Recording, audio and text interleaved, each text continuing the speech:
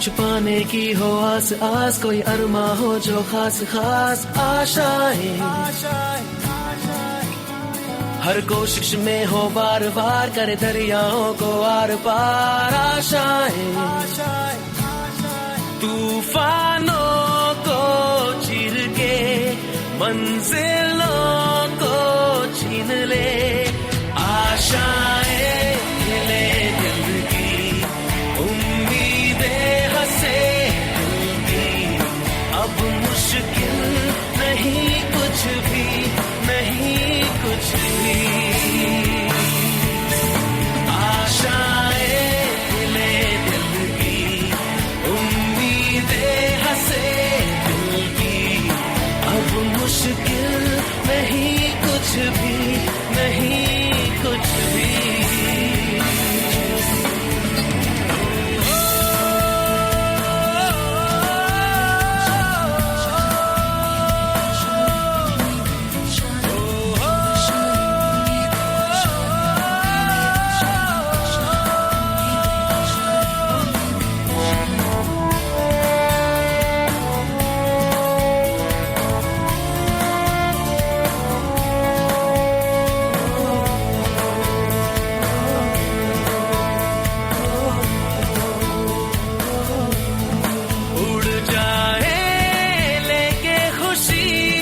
अपने संग तुझको वहाँ जन्नत से मुलाकात हो, पूरी हो तेरी हर दुआ, आशाएं खिले दिल की, उम्मीदें हंसे दिल की, अब मुश्किल नहीं कुछ भी, नहीं कुछ भी,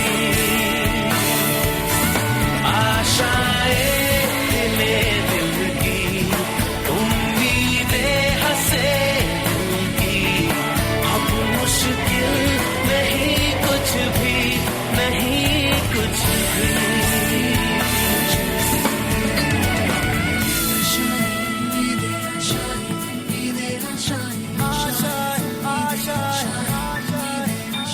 गुजरे ऐसी हर रात रात, हो ख्वाहिशों से बात बात, आशाएं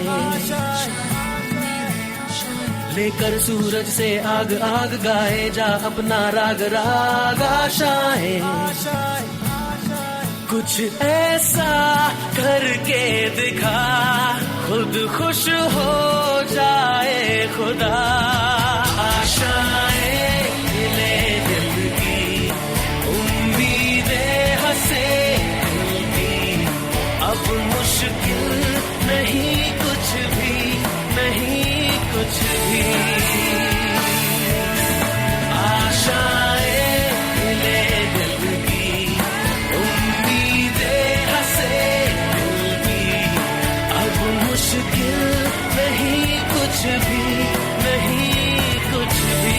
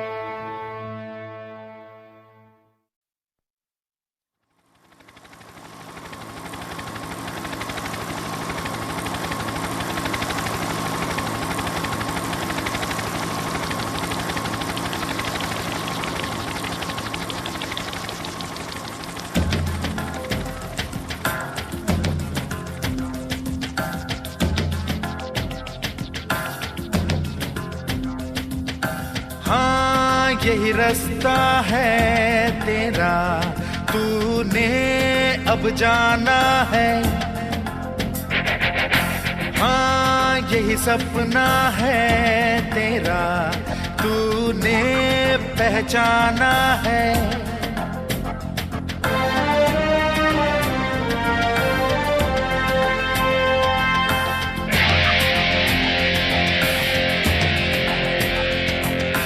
हाँ यही रास्ता है तेरा, तूने अब जाना है। हाँ यही सपना है तेरा, तूने पहचाना है। तुझे अब ये दिखाना है।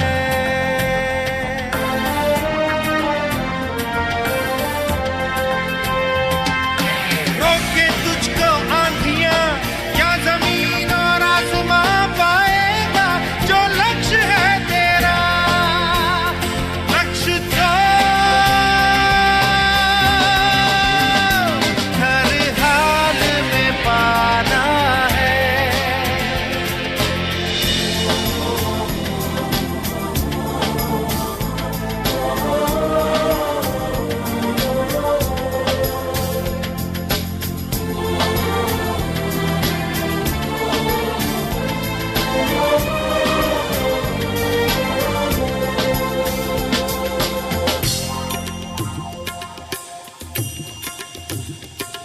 मुश्किल कोई आ जाए तो, पर्वत कोई टकराए तो, ताकत कोई दिखलाए तो, तूफान कोई मंडलाए तो।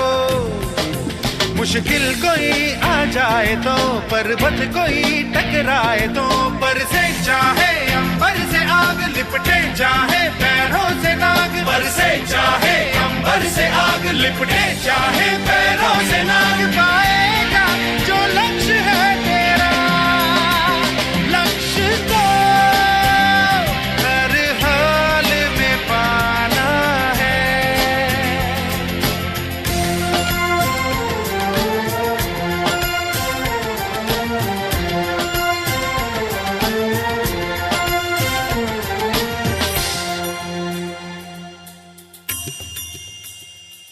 हिम्मत से जो कोई चले, धरती हिले कदमों तले। क्या दूरियां क्या फासले, मंजिल लगे आके गले। हिम्मत से जो कोई चले, धरती हिले कदमों तले। तू चल यूं ही अब सुबह शाम, रुकना झुकना नहीं तेरा काम। तू चल यूं ही अब सुबह शाम, रुकना झुकना नहीं तेरा काम। पाएगा जो लक्ष्य है तेरा। लक्ष्य तो हर हाल में पाना है।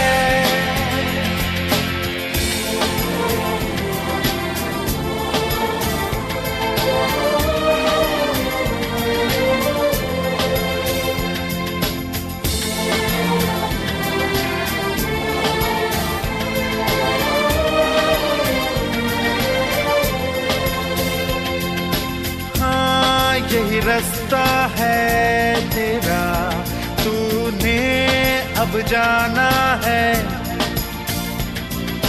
हाँ यही सपना है तेरा, तूने पहचाना है।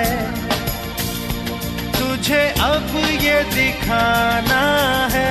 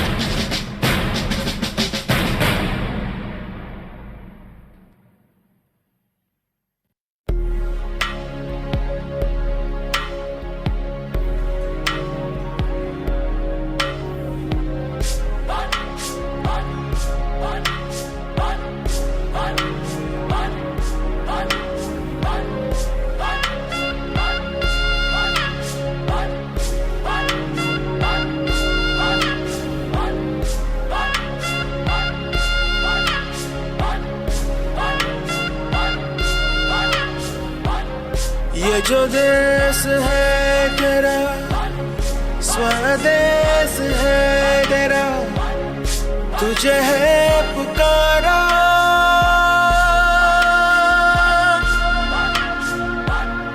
ये वो बंधन है जो कभी टूट नहीं सकता। ये जो देश है तेरा, स्वदेश है तेरा, तुझे है पुकारा। ये वो बंधन है जो कभी टूट नहीं सकता।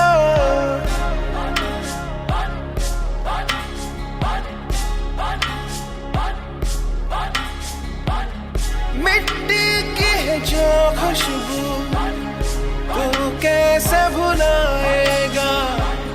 तू चाहे कहीं जाए तू लौट के आएगा।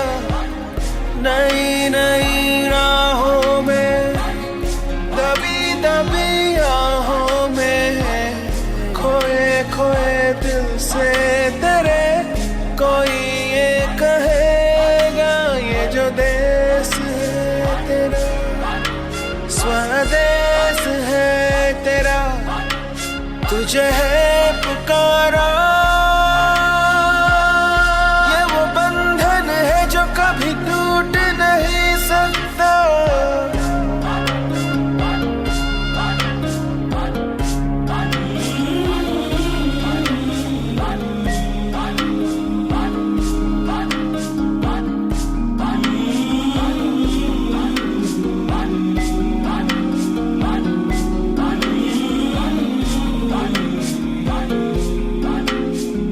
तुझसे जिंदगी है ये कह रही, सब तो पा लिया, अब है क्या कमी। यूं तो सारे सुख है बरसे, पर दूर तू है अपने घर से। आ लौट चल तू अब दीवाने, जहाँ कोई तो तुझे अपना माने। आवाज दे तुझे बुलाने वही देश। ये जो देश है तेरा, स्वदेश है तेरा, तुझे है पुकारा। ये वो बंधन है जो कभी टूट नहीं सकता।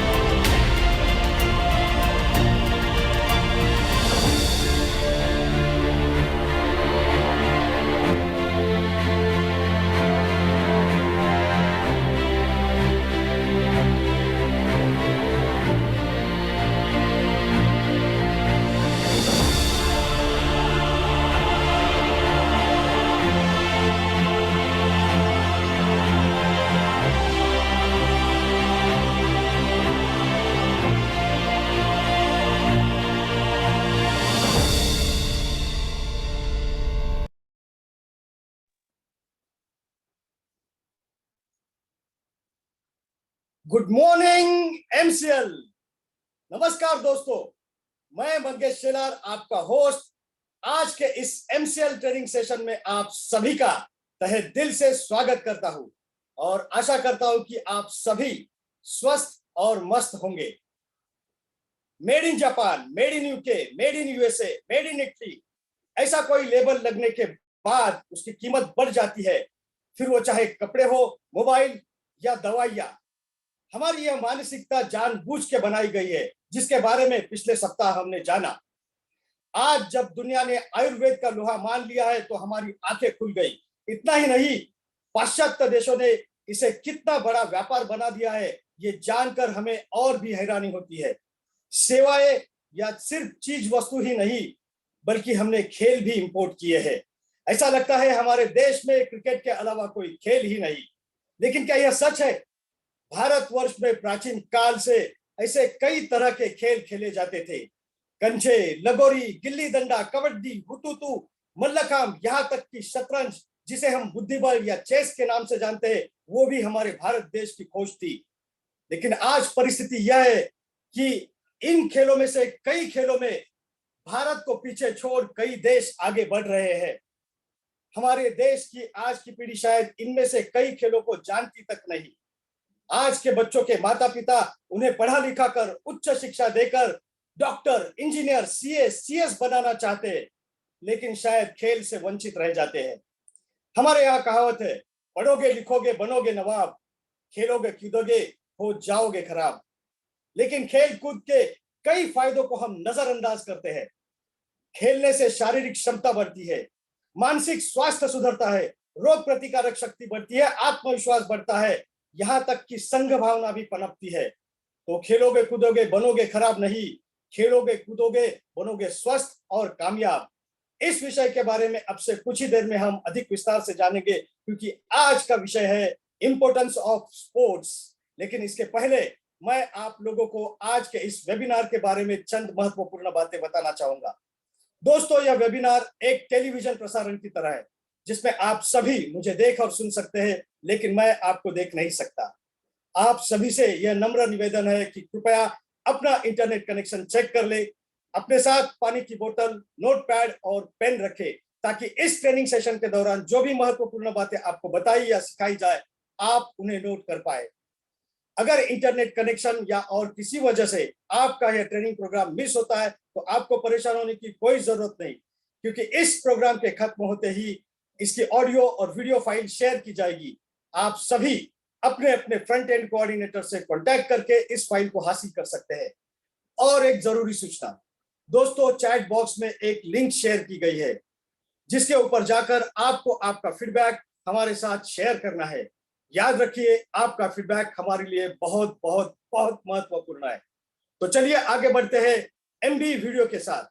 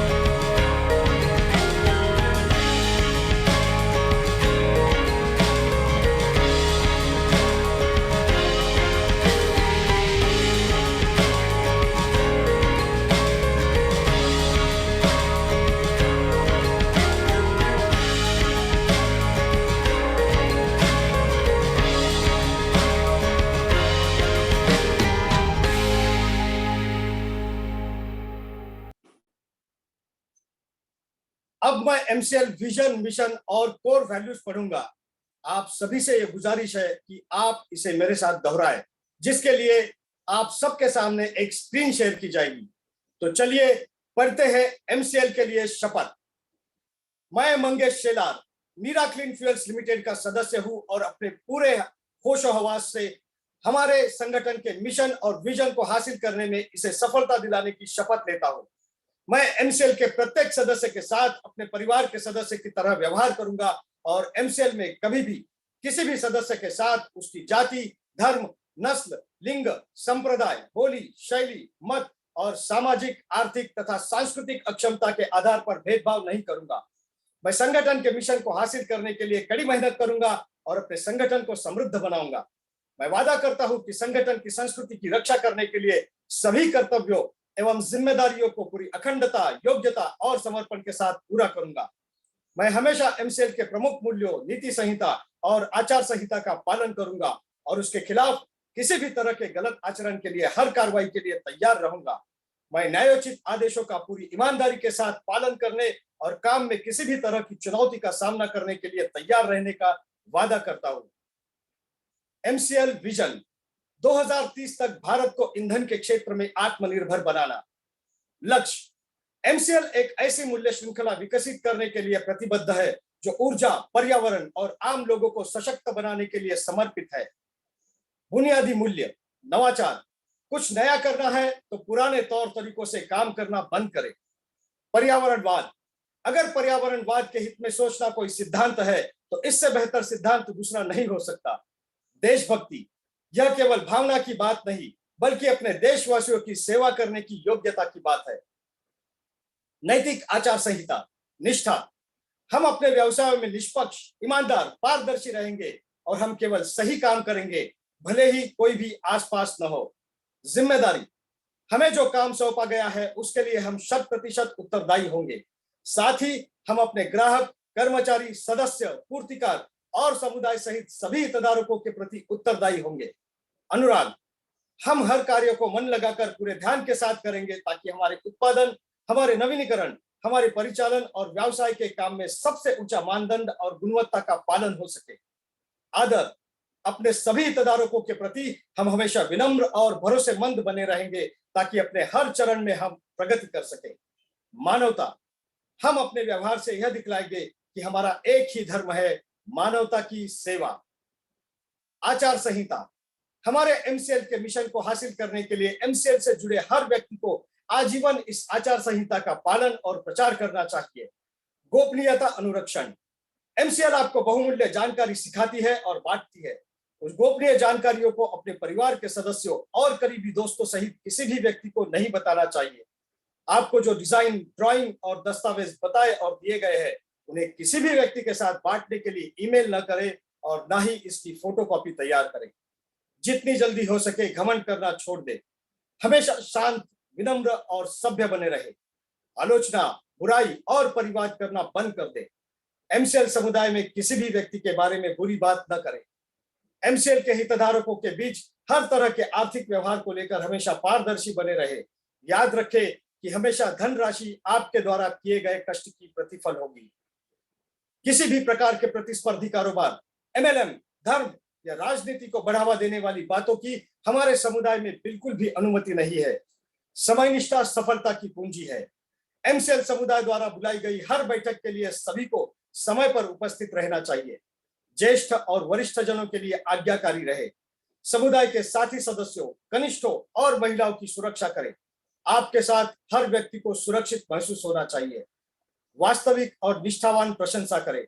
हमेशा अपने आसपास के लोगों को उनके सकारात्मक गुणों की अन्वेषणा के माध्यम से प्रेरित करें और उन गुणों के बारे में सार्वजनिक रूप से प्रचार करें। समुदाय के साथी सदस्यों पर नजर रखें। यदि आपको कोई सदस्य नियमों का उल्लंघन करता हुआ नजर आता है तो कृपया इसे लिखित रूप से प्रशासन की जानकारी में लाने से न हिचकिचाए। उल्लंघन करने वालों को सख्ती से दंडित, निलंबित, निष्कासित किया जाएगा। तो चलिए दोस्तों, अब आगे बढ़ते हैं हमारे आज के सुविचार, आज के थॉट ऑफ द डे के साथ। और आज का थॉट ऑफ द डे है work hard but make sure you enjoy life too. जी हाँ दोस्तों, जिस सफर पर हम निकल पड़े हैं उसमें हजारों मुश्किलें आएंगी, उसका डटकर सामना करना, लेकिन जिंदगी जीना मत भूलना। दोस्तों, इस बात पर जिनकी अटूट श्रद्धा है, ऐसे हमारे स्पीकर जिन्होंने रास्ते में आए हर कठिनाई का सामना हंसते हंसते किया, और वही पाठ उन्होंने एमसीएल के संपूर्ण परिवार को भी पढ़ाया। उनकी जिंदा दिली की मिसाल ने कई लोगों के जीवन में उम्मीद की नई किरण लाई है। तो चलिए स्वागत करते हैं जिम्मेदार, मेहनती, जिंदा दिल, खुशनुमा व्यक्तिमत्व, executive director of MCL, miss Prachi Dhole. Thank you, Mangesh sir. So good morning everyone and welcome to the family of Miracle Influence Limited. और चलिए हम अभी आज के वेबिनार सेशन की ओर बढ़ते हैं। तो आज की जो कहानी है वो एक ऐसे देश की है, और वो देश से हम ये सीखते हैं कि कैसे एक देश एक नई ऊंचाइयों पे जाते हुए एकदम नीचे की स्तर पे या एकदम लो लेवल पे वो आ सकता है। एक ऐसे देश की कि जहाँ पे आज अपनी बेसिक जरूरतों के लिए भी वो सेल्फ सफिशिएंट नहीं है। एक और ऐसे सब सिचुएशन में कैसे एक देश को एक विजनरी लीडरशिप की जरूरत रहती है। तो ये जो कहानी है वो हमारे नेबरिंग कंट्री या और हमारे जो दोस्त देश है वो श्रीलंका की केस स्टडी आज मैं आपको बताने वाली हूँ, जिसमें अभी रिसेंटली वर्ल्ड बैंक ने साउथ ईस्ट एशिया की नंबर 1 इकोनॉमी करके श्रीलंका को ये किया था, अनाउंस किया था। और आज सिचुएशन वो देश में कुछ इस तरह से है कि बेसिक जो फूड है, तो फूड क्राइसिस भी वहां पे क्रिएट हुआ है और लोगों को 2 वक्त का खाना भी मिलना बहुत मुश्किल हो रहा है। यही नहीं, फ्यूल के लिए, डिस्ट्रीब्यूशन के लिए वहां पे आर्मी को तैनात करना पड़ रहा है।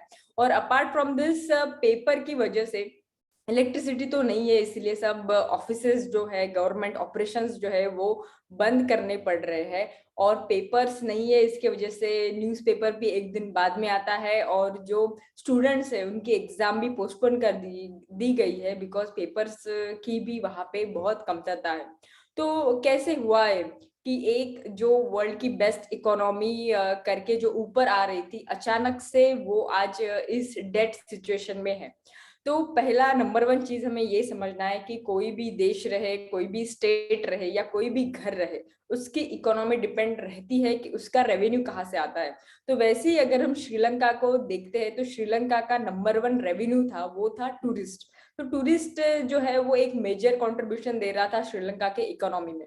लेकिन अभी ड्यूरिंग कोविड 2-3 साल से जो टूरिस्ट का इकोनॉमी जो बन रहा था वो एकदम नीचे की स्तर पे आ गया था।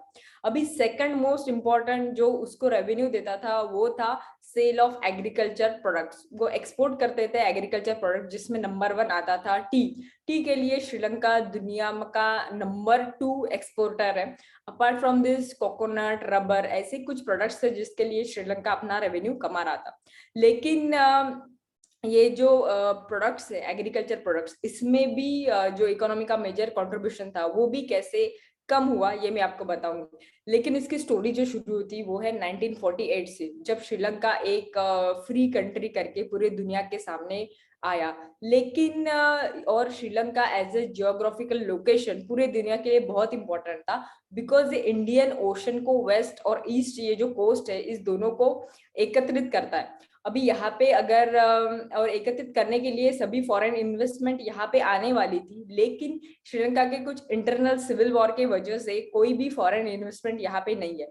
और जब ऐसी सिचुएशन आई कि 2000 में ये सब जो सिविल वॉर्स है वो खत्म हुए, तब फॉरेन इन्वेस्टमेंट कहीं और चली गई थी, और इनका भी खुद का जो पैसा था वो डेवलपमेंट के अलावा उनके इंटरनल सिविल वॉर के लिए उनको यूटिलाइज करना पड़ा। इसमें एक इम्पोर्टेंट प्रोजेक्ट था जब वो इन सब सिविल वॉर से ऊपर आए, एक हम्बनटोटा पोर्ट, जो श्रीलंका को लगता था कि बहुत ही इंपॉर्टेंट है, और अगर ये पोर्ट बनेगा तो इससे श्रीलंका में बहुत ज्यादा डेवलपमेंट होगा। इसके लिए जो थे ये पहले यूएस के पास गए कि वो इस प्रोजेक्ट को फंड करे, लेकिन यूएस में इसका एनालिसिस करने के बाद में उन्होंने ऐसा लगा कि ये जो प्रोजेक्ट है this can not be financially stable, मतलब ये इकोनॉमिकली वायबल नहीं रहेगा, इसीलिए उन्होंने डेट देने से मना किया। उसके बाद में फिर वो इंडिया के पास भी आए इस पोर्ट के फंड करने के लिए, लेकिन इंडिया ने भी कैलकुलेशंस करने के बाद में उनको ये सलाह दी कि ये प्रोजेक्ट पे वो काम ना करे। उसके बाद में वन एंड ओनली वो चाइना के पास गए और चाइना ने ये प्रोजेक्ट को फंड किया, लेकिन उनने कुछ कंडीशंस रखी और उसकी जो कंडीशंस है वो हम सबको पता है। नंबर 1 की इसके लिए जो भी फंड रहेगा वो चाइनीज बैंक से रहेगा। सेकंड थिंग ये रहेगा कि ये जो प्रोजेक्ट है वो भी चाइना खुद बनाएगा।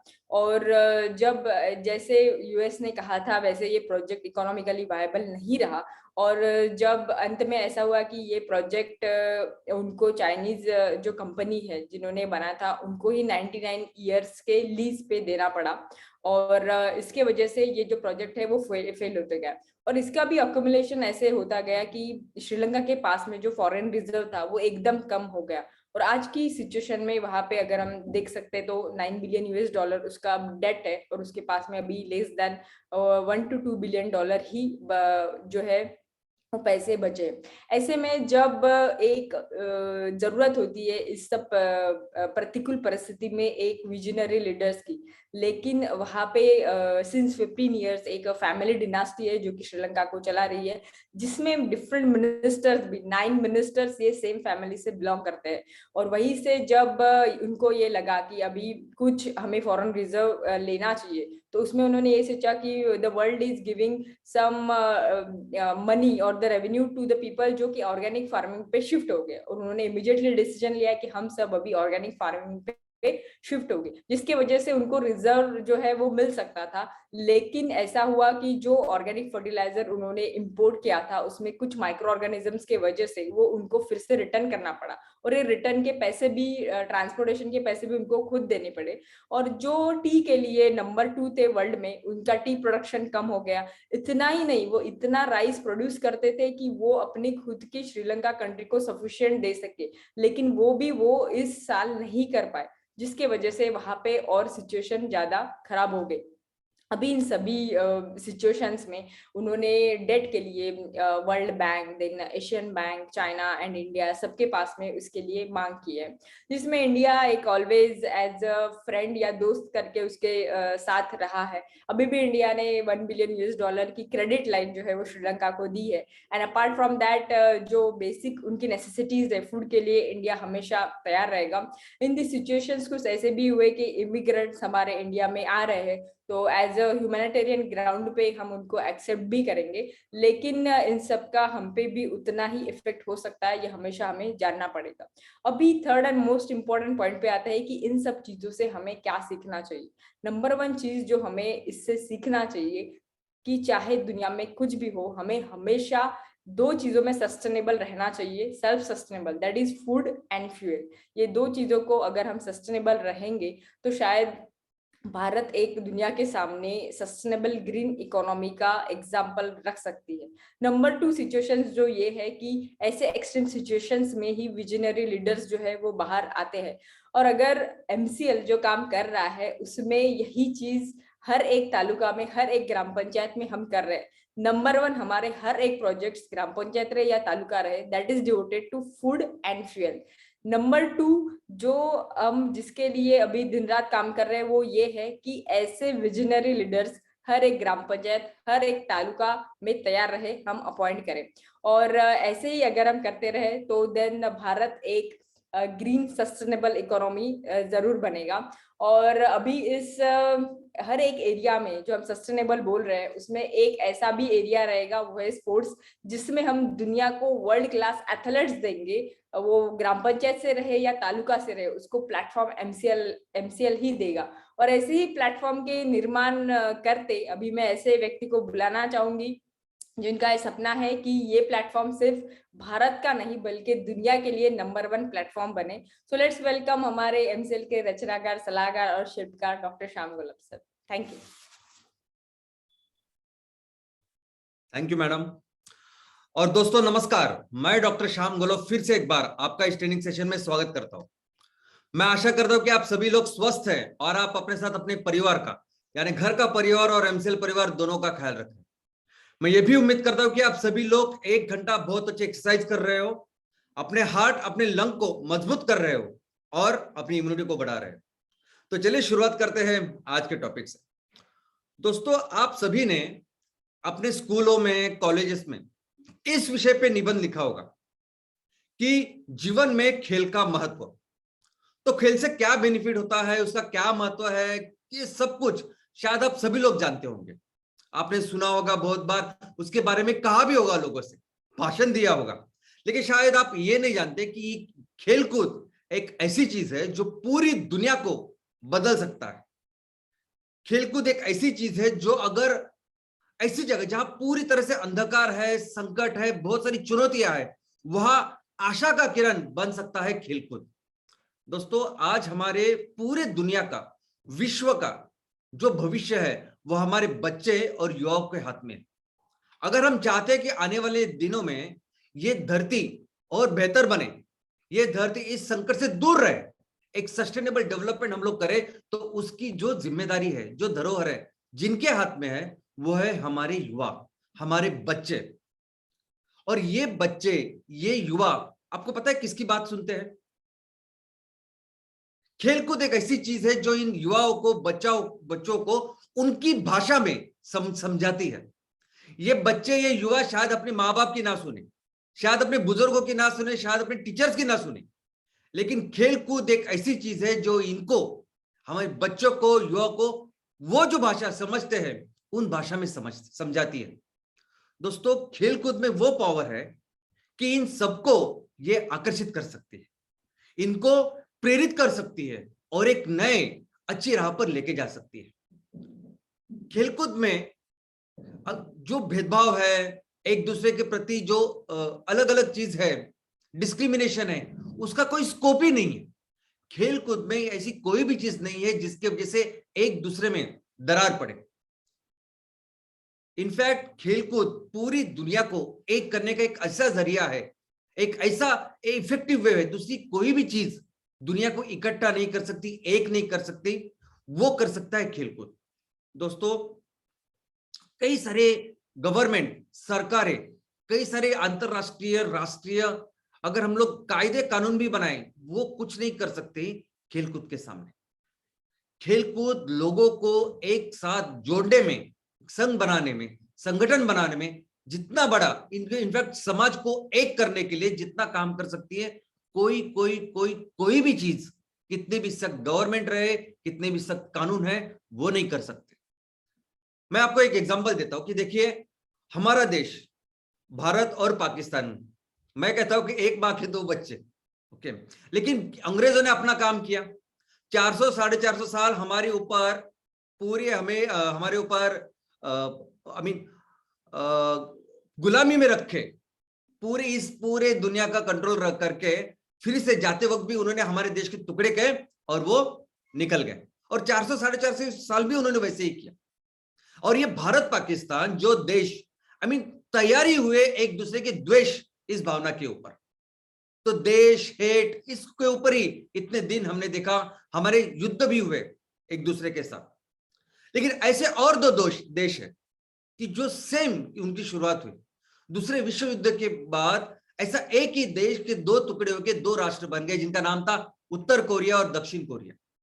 अभी ये दो देश भी इस तरह से, इस हेट के ऊपर, एक दूसरे के दुश्मनी के ऊपर इतने दिन से पल रहे हैं कि अभी तो कुछ दिन पहले ऐसी परिस्थिति थी कि अभी इन दोनों में युद्ध होगा क्या, और अगर युद्ध होगा तो अणुयुद्ध ही होगा, इस तरह से लोगों का था।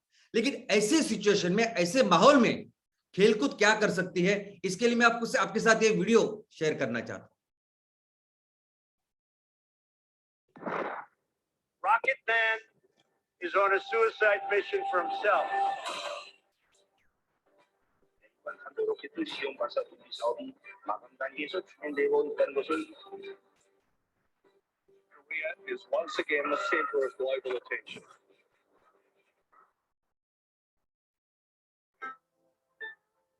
It is a tough situation to have our team be used for political reasons. 처음에는 좀 잘 맞지 않았는데. I don't know anyone who's been in a situation quite like the one we were in. Really, after the first couple days, I'm like, okay, this could work, you know. Yeah, there's a lot there. It was a really special moment.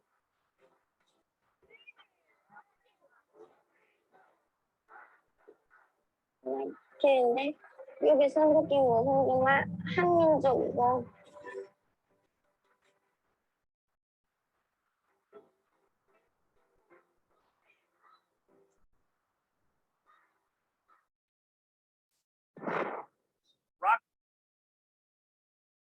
तो देखा आपने क्या कर सकता है एक खेलकूद।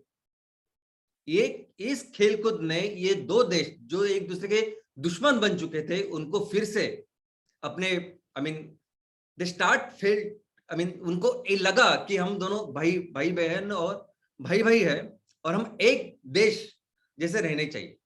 ये बताते हुए मैं बहुत थोड़ा सा भावुक हो गया हूं, लेकिन ये कर सकता है खेलकूद। और अगर एक राष्ट्र निर्माण की भी अगर हम बात करें तो हमारे राष्ट्र में सबसे इंपॉर्टेंट रिसोर्स है हमारे युवा। जैसे पूरी दुनिया की बात कर रहे हैं कि पूरे दुनिया का भविष्य इन युवाओं में है, बच्चों में है, वैसे अगर हम अपने देश के लिए सोचते हैं कि हमें फिर से हमारे देश को एक सबसे महान राष्ट्र बनाना है जिसकी काबिलियत हम लोग रखते हैं, तो एक सबसे इंपॉर्टेंट रिसोर्स है जिसके ऊपर हमारा ध्यान उसे उसका ख्याल हमें रखना पड़ेगा, उसको बेहतर बनाना पड़ेगा, और वो रिसोर्स है ह्यूमन कैपिटल। वो रिसोर्स है हमारे बच्चे, ये हमारे युवा। और इनको अगर अच्छा करना है, इनको अच्छी तरह से विकास करना है, डेवलप करना है, तो उसमें खेलकूद जैसी कोई चीज नहीं हो सकती है। सबसे पहले तो ये खेलकूद हमारी जो फिजिकल शारीरिक क्षमता को बढ़ाता है, शारीरिक विकास पूरी तरह से करता है, लेकिन उसके बाद जो बौद्धिक विकास होना चाहिए ये भी कराता है। एक बार आपको खेलकूद की आदत लग गई तो आप ऐसा समझिए कि पूरी जिंदगी भर आप अपनी तबीयत का ख्याल रखोगे। लेकिन बौद्धिक यानी अगर कोई जानकारी आपको मिलती है तो उस जानकारी के ऊपर काम करना, उस जानकारी के बारे में सोचना, उस जानकारी के बारे में इमेजिन करना, उस जानकारी को याद रखना, उस जानकारी से सबक सीखना और क्वेश्चन पूछना, सवाल पूछना, और फाइनली अपना एक निर्णय बनना। यह निर्णय क्षमता, यह निर्णय लेने की जो चीज है वो खेलकूद सिखाती है। इसके अलावा अगर किसी भी सेक्टर में हमें अच्छा काम करना है तो बहुत इंपॉर्टेंट होती है लैंग्वेज, भाषा, भाषण, सब कुछ। और ये भाषा और ऑफ कोर्स भाषा कैसी यूटिलाइज करनी चाहिए, स्पीच, ये दोनों अच्छी तरह से सिखाती है खेलकूद। इसके अलावा सोशल, सामाजिक विकास होना चाहिए। जब भी हमारे ये बच्चे, युवा समाज में जाए तो एक दूसरे के साथ कैसा बर्ताव करना चाहिए, कैसे एक दूसरे के साथ मैत्रीपूर्ण संबंध रखने चाहिए, ये सभी चीज सिखाती है खेलकूद। इसके अलावा इमोशंस, दोस्तों इन बच्चों में, इन युवाओं में इमोशंस बहुत ही स्ट्रांग होते हैं, इनमें बहुत ज्यादा एनर्जी होती है। इनफैक्ट ये एनर्जी, ये इमोशंस अगर हम सही दिशा में लेके जाए तो पूरे राष्ट्र को हम लोग बदल के रख सकते हैं। लेकिन यही इमोशंस को, यही चीज को कुछ लोग गलत तरीके से भी यूटिलाइज करते हैं, जो हमने देखा कि कैसे आतंकवादी कैसे ऐसे युवाओं को, कैसे उनके एनर्जी को गलत जगह पे चैनलाइज करते हैं। लेकिन इस एनर्जी को, इस इमोशन को अच्छी तरह से इनका विकास करना और अच्छी तरह से उनको चैनलाइज करना, ये काम करती है खेलकूद। दोस्तों सही गलत नैतिक विकास भी होना चाहिए ना, कि अगर कोई भी हमें कुछ भी बोले, लेकिन क्या सही है क्या गलत है ये बच्चों को समझना चाहिए, और ये भी सिखाती है खेलकूद। जेंडर, दोस्तों दुनिया में वो राष्ट्र कि जहां स्त्री और पुरुष एक समान है वो बहुत ज्यादा डेवलप करते हैं। अगर मैं अपने देश की बात करूं तो केरला को देखिए। केरला में प्रति व्यक्ति जो इनकम है वो बहुत कम है, लेकिन केरला की बाकी क्षेत्रों में सभी जो इंडेक्सेस है या सभी क्षेत्रों में जो विकास है वो यूरोप जैसा विकास है। इसका सिर्फ और सिर्फ एक कारण है कि वहां स्त्री और पुरुष समानता है। और अगर आप अरब देशों में देखोगे तो वहां बहुत ज्यादा इनकम है प्रति व्यक्ति, लेकिन वहां उतना विकास नहीं जितना हमारे केरला में है। दोस्तों ये चीज जो जेंडर डेवलपमेंट, जेंडर इक्वालिटी यानी स्त्री पुरुष समानता, सबका अपना रोल है, रिस्पॉन्सिबिलिटी, अपना अपना महत्व है, ये सिखाते हैं खेलकूद। इसके अलावा हमारे देश को, अगर हमें देश को भी आगे लेके जाना है, देश की डेवलपमेंट करनी है, तो उसके लिए भी ये जो रिसोर्स है उसको डेवलप करना जरूरी है। हम हमेशा समझते हैं कि एजुकेशन सबसे इंपॉर्टेंट है, और ऑफ कोर्स इंपॉर्टेंट है।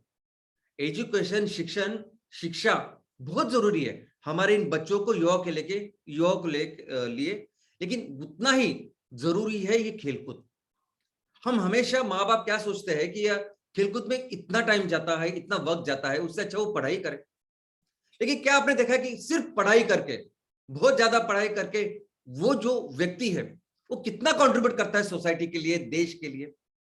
लेकिन ऐसा व्यक्ति की जो पूरी तरह से उसका पर्सनैलिटी डेवलपमेंट हो चुकी है, उसकी पूरी तरह से सर्वांगीण अगर डेवलपमेंट हुई है तो बेहतर अपने समाज के लिए, देश के लिए काम कर सकता है। और आपको पूरी तरह से जो विकास है वो कराता है खेलकूद।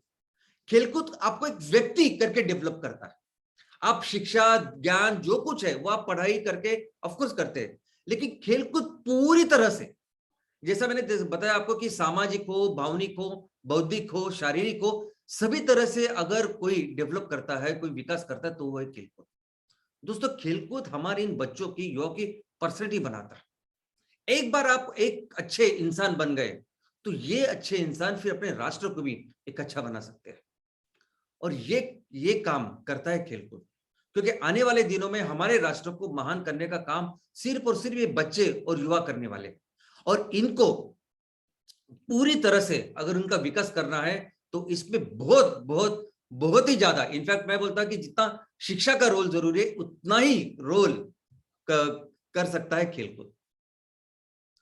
ये खेलकूद बच्चों को, युवा को जो मानवीय मूल तत्व है वो सिखाते हैं कि पूरी जो हमारा देश है, हमारी सरकार है, जहां हम लोग रहते हैं, उस समाज, उसमें प्रॉपर कुछ रूल से चलते हैं। उस रूल रेगुलेशन वो सब हमें देखने चाहिए, उसके तहत हमें काम करना चाहिए, ये सिखाती है खेलकूद। खेलकूद बताते हैं कि हमें कैसे टीम वर्क है कि काम करना चाहिए और हमेशा फेयर, हमेशा जो एथिकल चीज है, जो सही चीज है, उससे काम करना चाहिए, ये सिखाती है खेलकूद। दोस्तों, खेलकूद सिर्फ एक खेलने का जरिया नहीं, लेकिन पूरी तरह से आपको डेवलप करता है खेलकूद। साहस का निर्माण, इंटीग्रिटी, विश्वास, ऑनेस्टी, एक दूसरे के प्रति आदर और हमेशा अच्छे के लिए काम करना, आप सफल हो असफल हो उसमें हमेशा कंट्रोल रहना, एथिकली काम करना, परफॉर्मेंस, लीडरशिप, टीम वर्क, ये सभी चीज सिखाता है खेलकूद। तो दोस्तों, ये खेलकूद सिर्फ युवा और बच्चों के लिए नहीं, लेकिन अगर आप किसी भी उम्र के हो तो सभी के लिए, हेल्थ के लिए भी बहुत जरूरी है। स्पोर्ट, खेलकूद सबसे बड़ा स्ट्रेस बस्टर है। इनफैक्ट मेरा तो यह कहना है कि हम बार बार कह रहे हैं कि बच्चों के लिए और युवा के लिए खेलकूद कितना जरूरी है, लेकिन मैं समझता कि जहां भी हेल्थ की बात आती है तो वहां सबसे ज्यादा जरूरत है उन लोगों की जिनकी उम्र ज्यादा है। क्योंकि जब आप छोटे होते हैं, आप बच्चे होते हैं, युवा होते हैं, तो आपकी मांसपेशियां बहुत अच्छी होती है, आप एकदम हेल्दी होते हैं, आपको कोई ज्यादा प्रॉब्लम नहीं होती। जैसे जैसे उम्र बढ़ती जाती है तब जिम्मेदारी बढ़ती है, हमें स्ट्रेस, ये टेंशन, ये चिंता, तनाव हमारा बढ़ता है। और फिर इससे कैसे छुटकारा पाए, और इसके लिए फिर हम लोग कुछ गलत चीजें करते हैं। इसके अलावा इससे वो गलत चीज करने से बेहतर है कि अगर एक खेलकूद करे तो खेलकूद जैसा स्ट्रेस बस्टर कोई है ही नहीं। दोस्तों, खेलकूद एक बहुत अच्छे मेडिसिन यानी दवाई जैसे काम कर सकता है।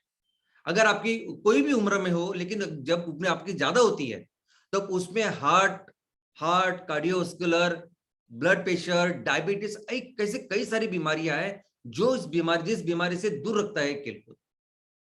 और इतना ही नहीं, सिर्फ शारीरिक नहीं, मानसिक। अभी हम लोग बार बार देख रहे हैं कि हमारे समाज में ये जो भी चीजें आज हो रही है, जैसे भी हम लोग बीमार हो रहे हैं, बाकी समाज में जैसे जैसे ओल्डर लोग बीमार होते हैं तो उन्हें मानसिक स्वास्थ्य के ज्यादा प्रॉब्लम होते हैं। और एक मानसिक स्वास्थ्य को सही करने की बहुत अच्छे तरीका है खेलकूद। इनफैक्ट मैं समझता हूँ कि समाज निर्मित के लिए, अच्छे राष्ट्र निर्मित के लिए, जैसे हम लोग बार बार बच्चों का और युवाओं का नाम ले रहे हैं, उनके हाथों में जैसे धरोहर है, वो हमारा भविष्य है, वैसे ही अगर हम लोग ये बुजुर्गों की बात करें तो बुजुर्ग भी एक राष्ट्रीय संपत्ति है। दोस्तों, बुजुर्ग वो लोग होते हैं कि जिन्होंने पूरी जिंदगी भर एक किसी विषय में पूरी जिंदगी अपनी की होती, उनका ऑक्यूपेशन होता है। जो अनेक किताबें पढ़ के अगर आपको जो नॉलेज नहीं मिलेगा, वो एक अच्छे इंसान, एक अच्छे व्यक्ति के साथ मिलके समय बिताने के बाद आपको मिलता है। जो एक्सपीरियंस, जो जानकारी शायद आपको बहुत ज्यादा टाइम, ज्यादा वक्त देने के बाद, इन्वेस्ट करने के बाद मिलेगा, वो इमीडिएटली बताते हैं। तो हमें इस राष्ट्र निर्माण के लिए हमारे जो बुजुर्ग है उनका भी ख्याल रखना है, और इनका अगर ख्याल रखना है तो सबसे अगर चीज कोई है अच्छी तो वो है खेलकूद। क्योंकि खेलकूद आपको इस उम्र में भी आपके फिजिकल, आपके मेंटल यानी शारीरिक और मानसिक स्वास्थ्य को अच्छा रखता है। आपने वो मुन्ना भाई एमबीबीएस नाम की एक मूवी देखी होगी, उस मूवी में मुन्ना भाई एमबीबीएस और फर्स्ट वाली मूवी, तो उसमें एक छोटी सी स्टोरी है कि एक सर्जन है और उसके पिताजी है, और उनकी एक ओल्ड एज की वजह से उनको एडमिट किया गया है हॉस्पिटल में, और बाकी सब बोलते हैं कि अभी ये ज्यादा दिन नहीं रह सकते। लेकिन सिर्फ खेलकूद यानी कैरम ऐसी चीज होती है कि जिसके से फिर से जिंदगी जीने की उनकी उम्मीद जगती है। और एक सिर्फ कहानी नहीं है, एक पिक्चर का सिर्फ एक शॉट नहीं है, ये एक्चुअली हकीकत है। खेलकूद इतना इंपॉर्टेंट काम कर सकती है ओल्ड एज में भी। लेकिन ये खेलकूद हमारे पूरे सोसाइटी के लिए, समाज के लिए बहुत जरूरी है। दोस्तों अभी देखो ये ना, आज 50 दिन हो गए कि रशिया ने यूक्रेन के ऊपर वो जो युद्ध है वो चालू है, और न जाने कितनी सारी बर्बादी इस युद्ध की वजह से हुई है। हमारे पूरे समाज में, हमारे देशों में, इस पूरे दुनिया में भी बहुत सारे लोग ऐसे हैं ना कि जो निजी स्वार्थ के लिए इस समाज में दो चीजों को आपस में लड़ने पे मजबूर करते हैं, सोसाइटी को डिवाइड करते हैं। और ऐसे समय पे, ऐसे बिगेस्ट चैलेंज में अगर कोई इस पूरे समाज को, दुनिया को एक कर सकती है तो वो है खेलकूद। दोस्तों खेलकूद अगर ओलंपिक की बात करें तो सबसे इंपॉर्टेंट रोल अगर ओलंपिक का कुछ रहेगा तो ये वही है कि पूरी दुनिया के सभी राष्ट्र एक आते हैं और ये जरे वो एक होने की कोशिश करते हैं। अभी मैं आपको सिंपल एग्जांपल देता हूं ना कि हमारे देश में अगर भारत किसी के साथ क्रिकेट खेल रहा हो या कोई भी दूसरा खेल रहा हो तो पूरा राष्ट्र, पूरा देश एक टीम करके उनको सपोर्ट करता है। हम सब एक हो जाते हैं, हम एक दूसरे के साथ वगैरह वो पूरी जो चीजें पूरी भूल जाते हैं और हम लोग एक देश होते, एक संघ होके काम करते हैं। और वैसे ही खेलकूद हर चीज के लिए, यानी आईपीएल में भी हमने देखा कि सिर्फ अपने देश की नहीं, आईपीएल में यानी आईपीएल के जस्ट पहले कोई इंडिया, न्यूजीलैंड, इंडिया, ऑस्ट्रेलिया ऐसे सब टूर होता है और हम देखते हैं कि कैसे एक दूसरे के साथ वो लड़ते हैं। लेकिन वही सब लोग फिर आपस में मिलजुल के फिर आईपीएल में खेलते हैं। यहां तक के झारखंड के हमारे धोनी साहब चेन्नई के इतने बड़े सुपरस्टार बनते हैं, चेन्नई के टीम के कैप्टन बनते हैं और उनके फैंस इस तरह के चेन्नई में है। तो खेलकूद एक ऐसी चीज है जो लोगों को एक करती है। और खेलकूद इज अबाउट पार्टिसिपेशन। देखो खेलकूद ऐसी चीज है ना कि आप सिर्फ देखते नहीं, आप उसका एक हिस्सा बनते हैं। और एक बार आप हिस्सा बन गए ना तो आप उसमें एक हो जाते हो, उसमें कोई फर्क नहीं पड़ता आप कौन हो, क्या बैकग्राउंड है, कुछ नहीं फर्क। एक बार आप खेल में आ गए तो आप उस खेल के एक मेंबर बन गए। और दोस्तों ये जो चीज है ना इंक्लूजन की, इतनी जरूरी है कि आप पूरे ये एक बार ये खेलकूद को हमने अच्छी तरह से डेवलप किया तो इस राष्ट्र को निर्माण करने के लिए मैं एक नागरिक हूं इस पूरे देश का, ये जो भावना है ये तैयार करती है खेलकूद। जब आप खेलकूद करने के लिए जाते हैं वो तो आपको सिर्फ एक समझ में आता है कि एक ही भावना आपके दिमाग में रहती है कि अभी ये खेल चल रहा है, ये पूरी मेरी टीम है और मैं उसका एक सदस्य हूं और मुझे मैक्सिमम कंट्रीब्यूट करना है।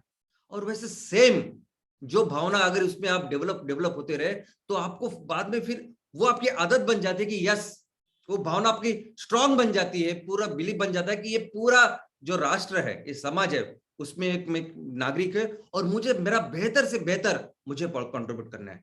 और ये आपको समझाती है खेलकूद। दोस्तों खेलकूद एक अच्छी सेहत का कल्चर तैयार करती है। आपने देखा ऐसे गांव कि गांव जो खेलकूद के लिए मशहूर है, वहां देखोगे तो हर गांव, हर घर में कोई ना कोई खेलकूद में अच्छा होता है। अभी नॉर्थ में, पंजाब, हरियाणा में ऐसे कई गांव है, साउथ में ऐसे गांव है और हर राज्य में ऐसे कुछ गांव है कि जो खेलकूद के लिए बहुत मशहूर है। और वहां अगर आप देखोगे तो ऑलमोस्ट एक कल्चर ही है, सब लोग खेलकूद को बहुत ज्यादा महत्व देते हैं और इसकी वजह से बाकी जो गलत चीज है उससे वो दूर भी रहते हैं। दोस्तों खेलकूद जो समाज में जो सोशल डिफरेंस है वो पूरी तरह से मिटा सकता है। यहां तक के ये कम्युनिटी को, अगर कम्युनिटी के रिलेशंस हमें दृढ़ करने हैं, अच्छे करने हैं, तो खेलकूद जैसा कोई भी काम नहीं है। और यही नहीं कि खेल जब तक आप खेलते हो तब तक ही आपको ऐसा लगता है, लेकिन ये जो भावना है ये बाहर निकाल के एक जिंदगी का हिस्सा बन जाती है। तो ये जब सोशलाइजेशन, जब आप जिंदगी में आगे बढ़ते हो, समाज का एक भाग बनते हो, तो वहां भी इस तरह का, इस खेलकूद की जो भावना है वही बरकरार रहती है। दोस्तों, ये खेलकूद अंतरराष्ट्रीय रिलेशंस के लिए भी बहुत जरूरी है। देखो, हमें ये पूरे जो देश है, इन देश की एक संगठन है जिसे हम लोग कहते हैं संयुक्त राष्ट्र संगठन, जिन्हें हम लोग कहते हैं यूनाइटेड नेशंस। यूनाइटेड नेशंस तो कहती है कि ये खेलकूद यानी मानव अधिकार है, एक खेलकूद इतना जरूरी है। यूनाइटेड नेशंस कहते हैं कि अगर दो देशों को एक करना है, दो देशों के बीच में संबंध अच्छे करने हैं, तो खेलकूद जैसा कोई भी लो कॉस्ट, सबसे इफेक्टिव और मानवीय ऐसा कोई भी दूसरा तरीका ही नहीं। तो अगर मुझे लगता है कि अगर रशिया और यूक्रेन के बीच में खेलकूद बहुत अच्छी तरह से होते तो शायद ये काम ही नहीं होता। तो दोस्तों, ये जो चीज है ये इतनी इफेक्टिव है। खेलकूद क्या करती है कि लोगों को इंस्पायर करती है, लोगों को एक तो आकर्षित करती है, उस भाषा में बात करते हैं जो हमारे बच्चे, युवा सभी लोग समझते हैं, और उनको एक अच्छी डायरेक्शन में लेके जाती है। और ऑफ कोर्स इकोनॉमी, हम लोग सब बिजनेस कर रहे हैं, तो इसमें खेलकूद एज अ बिजनेस का क्या एस्पेक्ट है वो भी देखना जरूरी है। हमने देखा कि पिछले 2 सालों में कोविड की वजह से खेलकूद के ऊपर काफी असर पड़ा।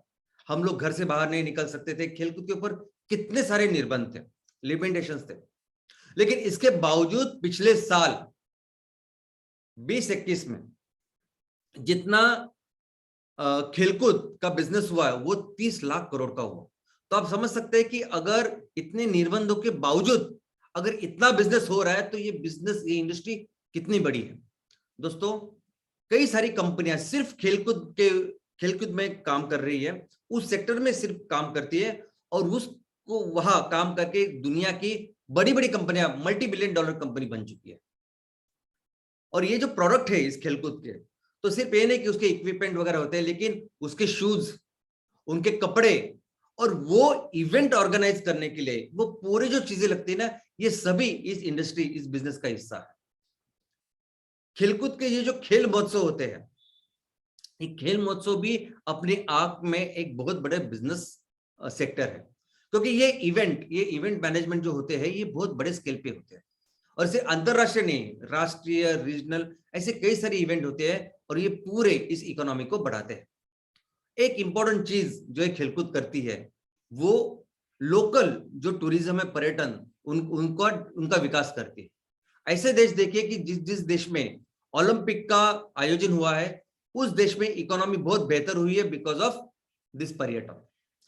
लेकिन इसके अलावा कोई भी लोकल खेल हो, एशियाड्स हो, इन सभी देशों में, इन सभी लोकेशंस पे लोग खेल कूद को देखने के साथ पर्यटन का भी उसको विकास करते हैं।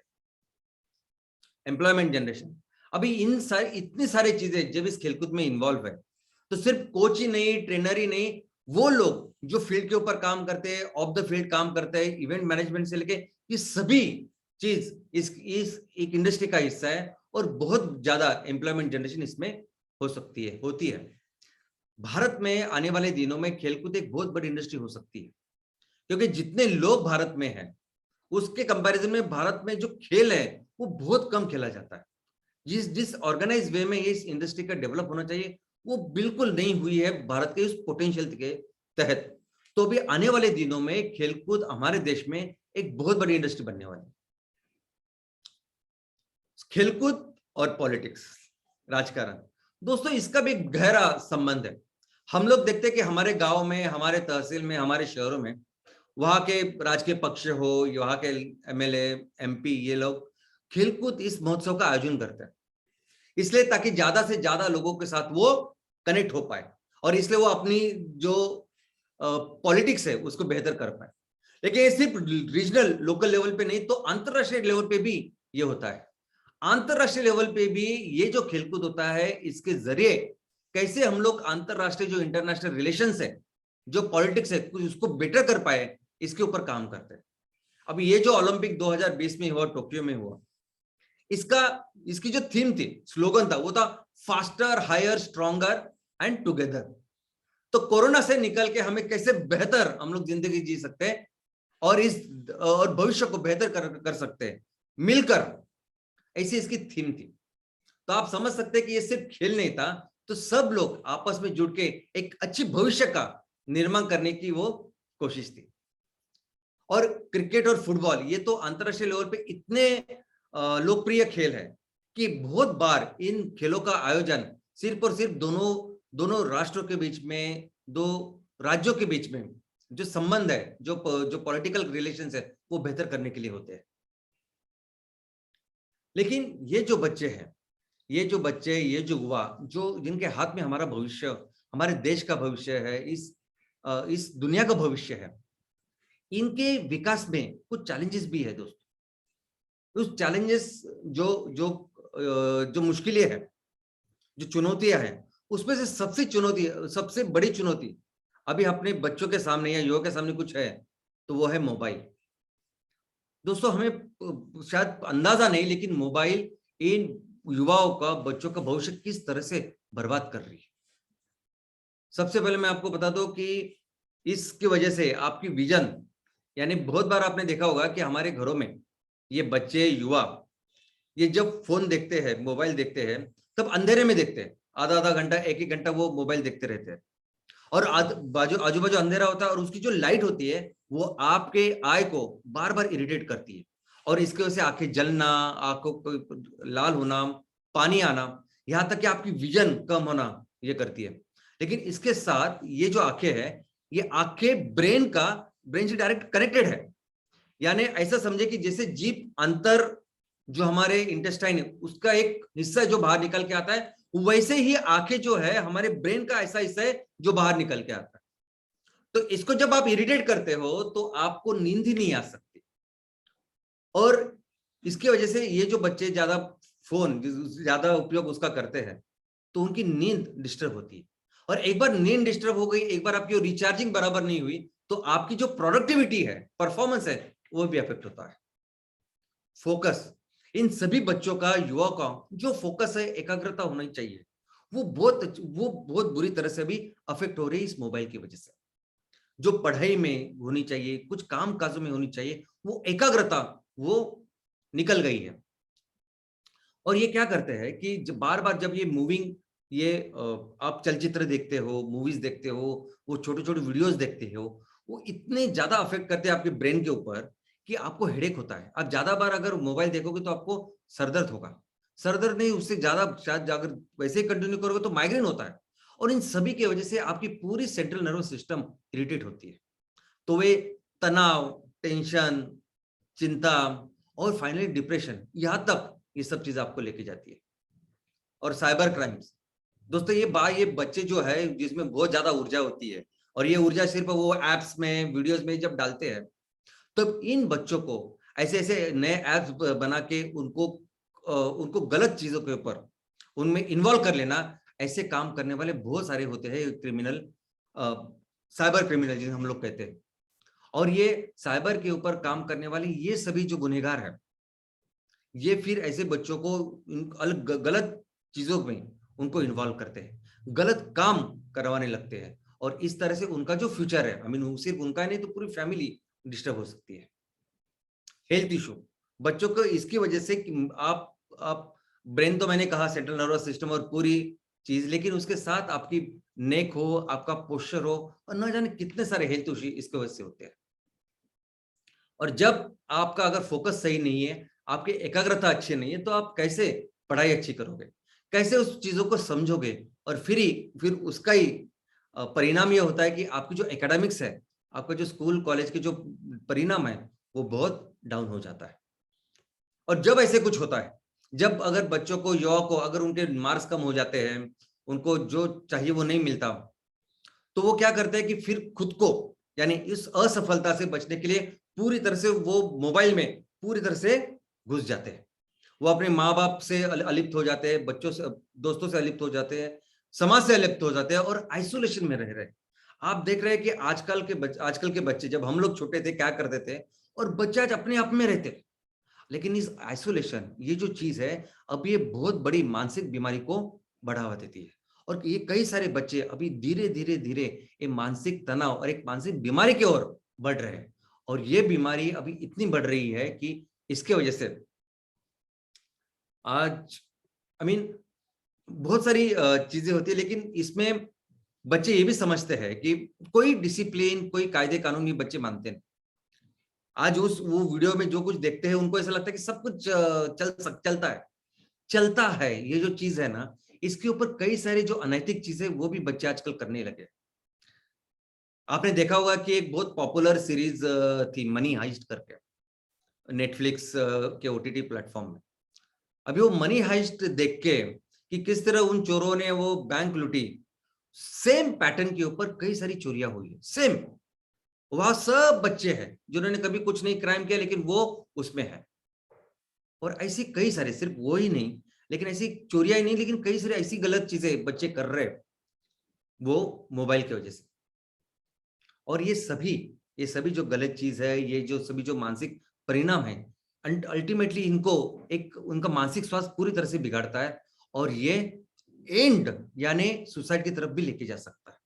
शायद आपको पता नहीं, भारत में, पूरी दुनिया में भारत में सबसे ज्यादा सुसाइड का रेट है।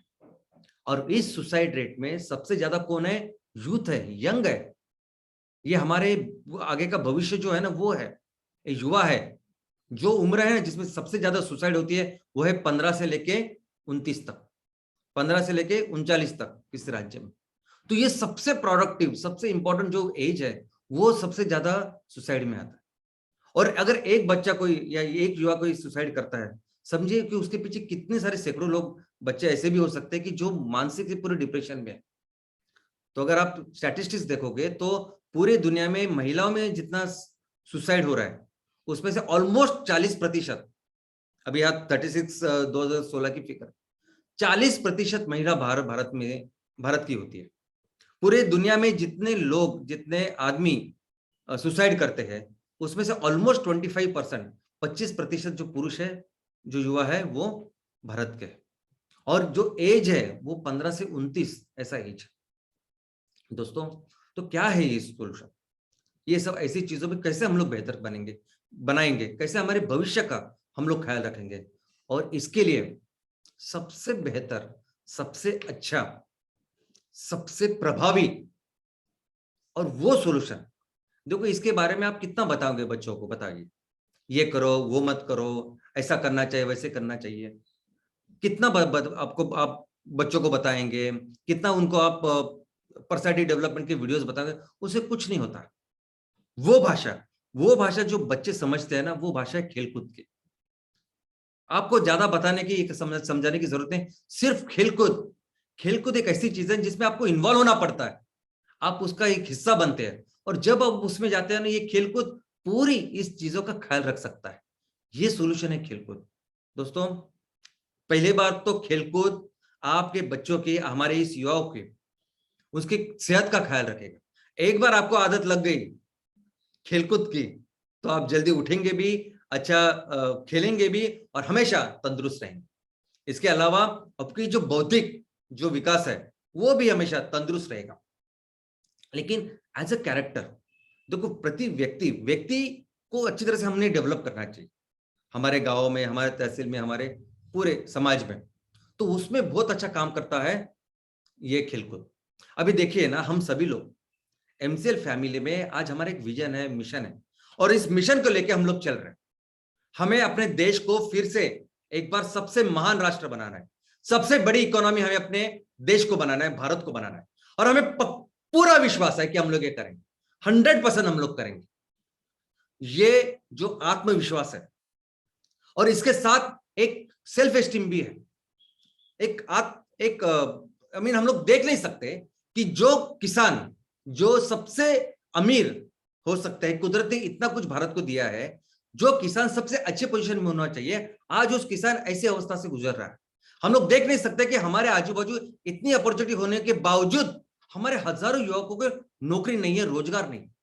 तो ये जो सेल्फ एस्टीम है, ये भी हम लोग समझते हैं। और कहां से आता है ये? कहां से आता है आत्मविश्वास? कहां से आता है एस्टीम, सेल्फ एस्टीम, आत्मसम्मान?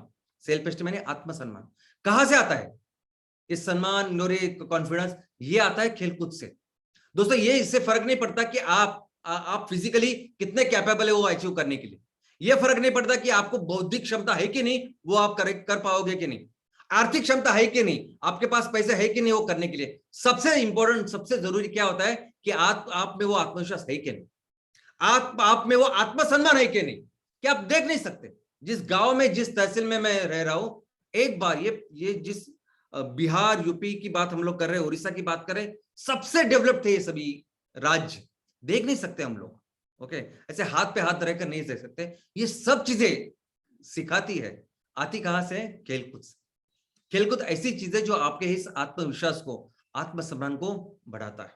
और सब कोई भी चीज अगर आपको लाइफ में कुछ भी करना है तो इसकी शुरुआत ही इन चीजों से, इन गुणों से होती है, और जो गुण देते हैं खेलकूद। इमोशंस, जैसा मैंने कहा कि बहुत स्ट्रॉन्ग इमोशंस होते हैं हमारे, ये युवा जो होते हैं उनके स्ट्रॉन्ग इमोशंस, स्ट्रॉन्ग वो एक एनर्जी होती है, बहुत स्ट्रॉन्ग एनर्जी होती है, जिसका ही गलत फायदा कुछ संगठन लेते हैं। फिर लेकिन इसी इमोशंस को, इसी एनर्जी को, इन्हीं भावनाओं को अगर हम लोग अच्छी तरह से लेके जाए तो पूरे राष्ट्र को बदल कर रख सकती है ये खेलकूद, ये इमोशंस। डिसिप्लिन, देखो शिक्षा तो जरूरी है लेकिन उसके साथ जरूरी है अनुशासन। आप अनुशासन के सिवा जिंदगी में नहीं कुछ कर पाओगे। जो हम लोग टाइम पे उठते हैं या जो कुछ चीज हम लोग करते हैं, डिसिप्लिन बहुत बहुत बहुत ही जरूरी है। और ये डिसिप्लिन आप कितना भी बच्चों को ऊपर चिल्लाओ वो नहीं, लेकिन खेलकूद उनको सिखाती है डिसिप्लिन। सोशल स्किल, कैसे समाज में रहना, कैसे एक दूसरे के साथ बर्ताव करना, कैसे उनके साथ अच्छे मैत्रीपूर्ण संबंध का निर्माण करना, ये सब कुछ सिखाती है खेलकूद। पेशेंस, दोस्तों आजकल ये मोबाइल के ऊपर जो युवा है उनको लगता है कि आज मैंने कुछ किया तो मुझे बस कल उसका फल मिलना चाहिए, आज मैंने बीज डाला तो कल मुझे आम मिलने चाहिए उस पेड़ के। ऐसा नहीं होता। धैर्य की जरूरत होती है, धीरज की जरूरत होती है। अगर आप सही काम कर रहे हो, सही इरादे से कर रहे हो, पूरी लगन के साथ, मेहनत के साथ कर रहे हो तो 100% मिलता है वो। दुनिया में ऐसी कोई चीज नहीं मिलती, लेकिन उसके लिए जो सब्र होना जरूरी है, जो पेशेंस होना जरूरी है, वो सिखाती है खेलकूद। और परसिवरेंस, यानी मैं तब तक शांत नहीं बैठूंगा, मैं तब तक अपनी मेहनत जारी रखूंगा, मैं तब तक काम करता रहूंगा जब तक मैं अपने इस लक्ष्य को हासिल नहीं कर पाऊं। ये जो चीज है ना, ये सिखाती है खेलकूद कि अगर आपने जिंदगी में कुछ ठान लिया तो बस आपको उसको अचीव करना है, जिद्दी हूं मैं, ये सिखाता है खेलकूद।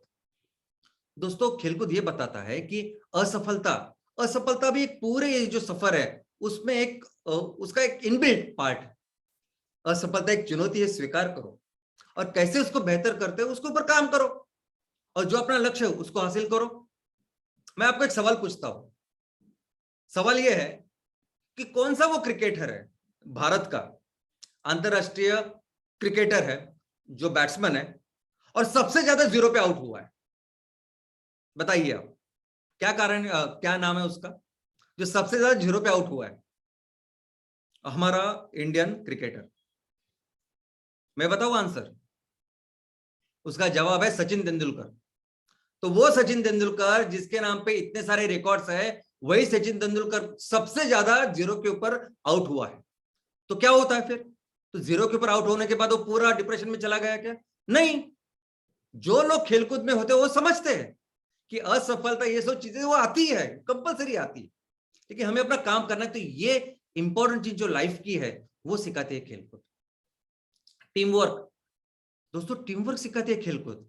अभी हम लोग जो काम कर रहे हैं, अभी ग्राम पंचायत लेवल पे, तहसील लेवल पे आप लोग जो काम कर रहे हैं, हर जगह पे आपकी टीम है, कोई अकेला तो कोई कर ही नहीं सकता। ओके, तो हम अभी एमपीओ की भी बात करें तो एमपीओ की शुरुआत करने के लिए 10 सदस्य लगते हैं, 10 सदस्य, उसके बाद ही एमपीओ की शुरुआत होती है।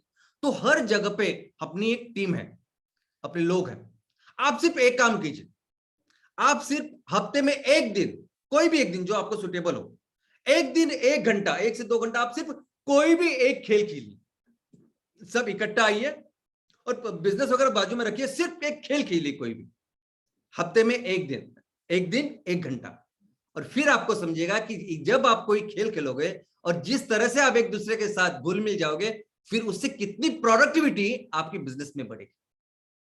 दोस्तों, जब खेलकूद में आप रहते हो तो आप रिस्पेक्ट देते हो, आदर देना समझते हो, जानते हो कोई मेरे बुजुर्ग है, मेरे से बड़े हैं, सब नॉलेज में बड़े हैं, तो उनकी सुननी चाहिए। ये डिसिप्लिन, ये अनुशासन सिखाता है खेलकूद। खेलकूद आप में से लीडरशिप जो स्किल्स है उसको डेवलप करता है। खेलकूद आपको लंबी लॉन्ग लाइफ, आपकी जो आदतें हैं वो सही करता है, और आदतें ही आपका जीवन बनाती है। आदतें इतनी जरूरी होती है लाइफ में कि अगर आपकी सही आदत हो तो आपकी जिंदगी में आप बहुत कुछ बन सकते हैं, और ये सब कुछ कराती है खेलकूद। और अगर मैं हेल्थ की बात करूं तो ये तो वो एक पर्सनैलिटी। हेल्थ की बात करूं तो अगर आप खेलकूद में अच्छे हो तो आप मोटे नहीं कभी होंगे, ये मैं आपको बोलता हूं। खेलकूद में अच्छे हो तो आपका हार्ट हमेशा बहुत तंदुरुस्त अच्छा रहेगा, और हार्ट के साथ पूरी जो वस्कुलर सिस्टम है, ये पूरी जो रक्तवाहिनी, ये जो पूरा सिस्टम है, ये भी हमेशा जबरदस्त सेहतमंद रहेगा। यानी आप अगर समझते हो कि बच्चे के सही ग्रोथ के लिए अगर उसका विकास करना है, बच्चे से लेके युवा तक या उसका आगे भी, तो जैसे टॉनिक की जरूरत है, शिक्षा की जरूरत है, खेलकूद भी उतना जरूरी है हेल्दी ग्रोथ के लिए। दोस्तों, खेलकूद लंग्स स्ट्रेंथन करता है। देखो, ऑक्सीजन की जरूरत जैसे इन पेड़ों को है, पूरे दुनिया को है, वैसे हमारे बदन की हर पेशी को ऑक्सीजन की जरूरत है। और ये हमारे जो फेफड़े होते हैं ना, लंग, ये फेफड़े से लेके हार्ट से लेके ये सभी रक्तवाहिनी का सिर्फ एक काम होता है कि वो ऑक्सीजन पर्याप्त मात्रा में हर पेशी को पहुंचाना। ये जो हार्ट बीट सब कुछ होता है ना, सब कुछ इसीलिए होता है कि ऑक्सीजन पर्याप्त मात्रा में पेशी में मिलना चाहिए। और वो सही रहा तो बहुत सारी चीज आप आसानी से कर सकते हो, आपकी इम्यूनिटी सही होते हैं, सब कुछ सही होता है। और ये फेफड़े को अच्छा रखने का काम करता है खेलकूद। खेलकूद की वजह से आपकी ब्लड शुगर हमेशा अच्छी रहेगी। खेलकूद की वजह से आपका ब्लड प्रेशर जो है, सॉरी, वो बढ़ेगा नहीं, वो कंट्रोल में रहेगा। और आप में, हम सब में एक सुप्त एक पोटेंशियल है। जैसा मैं बोलता हूँ कि जैसे ब्रेन का हम लोग सिर्फ 3% ही इस्तेमाल करते हैं, 97% तो इस्तेमाल ही नहीं करते। लेकिन फिजिकल लेवल पे भी ऐसी बात है, फिजिकल लेवल पे भी हमें पता ही नहीं कि हमारे बदन में कितना पोटेंशियल है। वो पोटेंशियल बाहर निकलने का काम करता है खेलकूद। बहुत ज्यादा एनर्जी भरता है खेलकूद। दोस्तों, खेलकूद आपको कोऑर्डिनेशन, बैलेंसिंग, ये सब कुछ समझाता है। और यहां तक कि अगर आपको हर पेशी को पर्याप्त ऑक्सीजन मिला तो ये खेलकूद आपका कैंसर से भी आपको प्रिवेंट करती है। खेलकूद की वजह से आपकी स्लीप, आपकी नींद बेहतर होती है। आप अच्छा जब सोते अच्छा हो तब आपके परफॉर्मेंस भी बहुत बेहतर होता है। और क्रोनिक मस्कुलर टेंशन, अभी आपको आपने देखा होगा अपने घर में, अपने आजू बाजू में, कि जिनकी उम्र ज्यादा होती है, जो रिटायर्ड लोग होते हैं, उनको ना विदाउट एनी एक्सीडेंट उनको फ्रैक्चर होते रहते हैं। छोटे छोटे हेयरलाइन फ्रैक्चर होते हैं, कभी हाथ का हुआ, कभी पैर का हुआ। अब ये क्यों होता है? क्योंकि उनके मसल बहुत वीक हो जाते हैं, और वो जो स्ट्रेस है वो हड्डियां सहन नहीं कर पाती, और उनको वो हेयरलाइन फ्रैक्चर होता है, स्ट्रेस फ्रैक्चर होता है। ये भी प्रिवेंट करता है खेलकूद। इसके अलावा जिस कंट्रीब्यूशन की बात हम लोग कर रहे हैं, ये भी बढ़ाता है खेलकूद। सबसे पहले मैं बता दूं कि ऐसा मत समझिए कि आप खेलकूद में जो बच्चे होते हैं वो पढ़ाई अच्छा नहीं करते। इनफैक्ट अगर आप देखोगे तो जो बच्चे, जो युवा खेलकूद में अच्छे रहते हैं, वो एकेडमिक्स में भी, वो पढ़ाई में भी उतना ही अच्छा काम करते हैं। लेकिन सबसे अच्छी बात अगर खेलकूद कुछ करती है ना, तो आपको अपने अंदर का जो जुनून है, जो पैशन है, वो निकालने का काम करती है। देखो, खेलकूद ये बता दिया, हमें ये समझाती है आपको कि हमें ये देखना चाहिए कि हमें क्या अच्छा लगता है। ऐसी कौन सी चीज है जो मैं बार बार करूंगा तो भी मैं थकूंगा नहीं, मुझे अच्छा लगेगा। ऐसी कौन सी चीज है, ऐसा कौन सा लक्ष्य मैं रख सकता हूं कि जिसमें पूरी जिंदगी भर मेहनत करके उसको हासिल भी कर सकता हूं। तो ये जो पैशन है, ये जो लक्ष्य है, ये निकालने का काम करती खेलकूद। और हमेशा जीवन में कहीं भी कोई भी कितने भी चुनौती आए, कहीं भी गलत ऐसे आपके सामने अपॉर्चुनिटीज आई, लेकिन आप हमेशा राइट ट्रैक पे रहते हो जब आप खेलकूद में डिसिप्लिन होते हो। और ऑफ कोर्स खेलकूद आप विदाउट फोकस कॉन्सेंट्रेट कर ही नहीं पाते, आपको पूरा फोकस देके ही खेलना पड़ता है। और इसके वजह से फिर ये एकाग्रता, फोकस करना, अच्छी पढ़ाई करना, कॉन्सेंट्रेट होना, ये सभी चीज आपकी बिल्ड करती है खेलकूद। और ऑफ कोर्स क्लियर थिंकिंग। दोस्तों अभी कैसा है कि ये बहुत सारे हमारे जो युवा है वो कंफ्यूज है, उनको पता ही नहीं जिंदगी में करना क्या है, क्या होगा आगे, क्या करना चाहिए। बस मैंने ये ग्रेजुएशन लिया है, ये कर रहे। बहुत सारे बच्चे तो ना सिर्फ हर्ड हमारे मेरे आजू बाजू के बच्चे क्या कर रहे हैं, तो चलो मैं करता हूँ, यानी खुद को क्या करना चाहिए, मैं क्या बेहतर कर सकता हूँ, क्या मेरी स्ट्रेंथ है, क्या मेरा वीकनेस, वो देखते ही नहीं। लेकिन ये अच्छी थिंकिंग की ये जो आदत है ये करता है खेलकूद। और दोस्तों देखिए, अभी हम हर तहसील को हमें एक सुजलाम सुफलाम राज्य बनाना है। हर तहसील को हमें इतना डेवलप करना है, गांव को डेवलप करना है, और इसके लिए, इसके निर्माण के लिए बहुत जरूरी है कि हम जिनके हाथों में सब कुछ है, भविष्य, उनका भी ख्याल रखें। तो अगर हम लोग समझते हैं कि भविष्य के लिए बहुत जरूरी है हमारे युवा, हमारे बच्चे, तो इस पूरे विजन और मिशन का भाग समझ के हमें उनका भी ख्याल रखना है। अभी मैं आपको एग्जांपल देता हूं कि देखिए 1947 में हम लोग आजाद हुए, भारत आजाद हुए, तभी और एक राष्ट्र की शुरुआत थी, और वो थी जापान। अभी जापान और भारत, जैसे भारत की जैसी कंडीशन थी ना, उसके ज्यादा खराब कंडीशन जापान की थी। इस तरह से वो दूसरे विश्व युद्ध के बाद वो पूरी तरह से बर्बाद हो गया था। लेकिन जिसके वजह से आज जापान इतना डेवलप्ड राष्ट्र है, उसका एक ही कारण है, वो है ह्यूमन पोटेंशियल। उनके युवाओं ने, लोगों ने मिलकर उस राष्ट्र को महान राष्ट्र बनाया है। तो हमें भी अगर अपने राष्ट्र को फिर से वहां तक लेके जाना है, फिर से दुनिया का सबसे बड़ी इकोनॉमी बनाना है, सबसे महान राष्ट्र बनाना है, और अगर हमारे घर गांव को अच्छी तरह से डेवलप करना है, तो हमें भी बहुत अच्छा ख्याल रखना पड़ेगा हमारे युवाओं का। और इसलिए एमसीएल क्या करेगी, मैं आपको बताता हूं कि एमसीएल का जो तरीका है, एमसीएल की जो प्लान्स है, कि हम लोग बिजनेस करेंगे और उससे जितने भी ज्यादा मुनाफा होगा, प्रॉफिट होगा, 20% हम लोग हमारे इस गांव के, हमारे उस तहसील के सामाजिक और सीएसआर करके, सोशल रिस्पॉन्सिबिलिटी हम लोग खर्च करेंगे। उसमें से एक इंपॉर्टेंट जो चीज होगी वो होगी खेलकूद। हम लोग हर तहसील में इन खेलकूद का आयोजन करेंगे। जैसे राष्ट्रीय खेल होते हैं ना, वैसे हर तहसील में एक राष्ट्रीय, जैसे हर साल को एक खेलकूद का उत्सव होगा। और इससे क्या होगा, तो इससे तो ये सबसे इंपॉर्टेंट जो रिसोर्स है, यानी हम लोग बोलते हैं ना, मैं हमेशा आपको बताता हूं कि बिजनेस यानी डेवलपमेंट ऑफ रिसोर्सेस, राइट। तो जमीन है, पानी है, बाकी सब कुछ है, लेकिन सबसे इंपॉर्टेंट रिसोर्स जिसके ऊपर हमें ध्यान देना चाहिए वो है लोग, युवा। ये सबसे इंपॉर्टेंट रिसोर्स है, उसको डेवलप करने का काम करेगा ये खेलकूद। लेकिन सबसे इंपॉर्टेंट चीज ये है ना कि ये ऐसे जब खेलों का आयोजन हम लोग करेंगे, इस खेल महोत्सव का आयोजन जब करेंगे, तब सब तालुका, पूरा तालुका, सभी ग्राम पंचायत सब एक हो जाएंगे। ये एकता की जो सोच है, एकता की जो भावना है, वो सबके दिल में आएगी। और पूरा समाज इकट्ठा करना ये बहुत बहुत बहुत बहुत जरूरी है। यानी आज की तारीख में सबसे इंपॉर्टेंट, सबसे बड़ा चैलेंज या सबसे बड़ा प्रॉब्लम मैं देख रहा हूं पूरे भारत में, तो वो ये है कि समाज का एक होना। हर समाज में एक दूसरे के साथ लोग झगड़ रहे हैं, उनका एक होना जरूरी है अगर हमें भविष्य को उज्जवल करना है। अभी देखिए, इतना महान राष्ट्र है हमारा, इतने महान राष्ट्र, कैसे थोड़े से वो अंग्रेज लोग आए और इतने सालों तक हमें गुलाम बना के रख दिया। क्यों? क्योंकि उनका बस एक ही काम था, ये जो लोग हैं ना, उनको आपस में बस झगड़ा करो। अब बस पूरे उनका जो टेन्योर था 400-450 साल, उन्होंने बस वही किया। हम लोग आपस में लड़ते झगड़ते रहे और वो फायदा करते रहे। जाते वक्त भी उन्होंने वो किया। अभी आने वाले दिनों में अगर हमें अपने इस देश को फिर से महान बनाना है, तो ये बहुत इंपॉर्टेंट जो प्रॉब्लम है उसका ख्याल हमें रखना पड़ेगा। मैं अगर सिर्फ बिजनेस की भी बात करूं ना, सिर्फ बिजनेस की, चलो एकदम बिजनेस की बात करते टू द पॉइंट। अभी कितने सारे ईस्ट इंडिया कंपनी वर्जन 2 हमारे यहाँ है।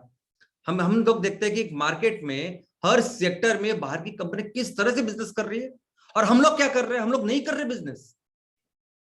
तो अगर हमने ये काम नहीं किया, जिस बायोफ्यूल सेक्टर को हम लोग डेवलप कर रहे हैं, ऑर्गेनिक फार्मिंग को डेवलप कर रहे हैं, सब चीज को जो हम लोग डेवलप कर रहे हैं, उसमें भी अगर हमें अच्छा रहना है, तो हमें सब इकट्ठा होकर काम करना पड़ेगा। नहीं तो कोई भी दूसरी कंपनी आएगी और वो आगे निकल जाएगी फिर। तो बिजनेस के लिए, उसके भविष्य के लिए भी हमें लोगों को एक करके रखना, एकजुट करके रखना बहुत जरूरी है। और एक बार अगर हम लोगों ने किया तो हमें फिर किसी कंपटीशन की, दुनिया की किसी चीज से डरने की जरूरत है। इतना सब कुछ हमारे पास है और ये काम करेगा खेलकूद।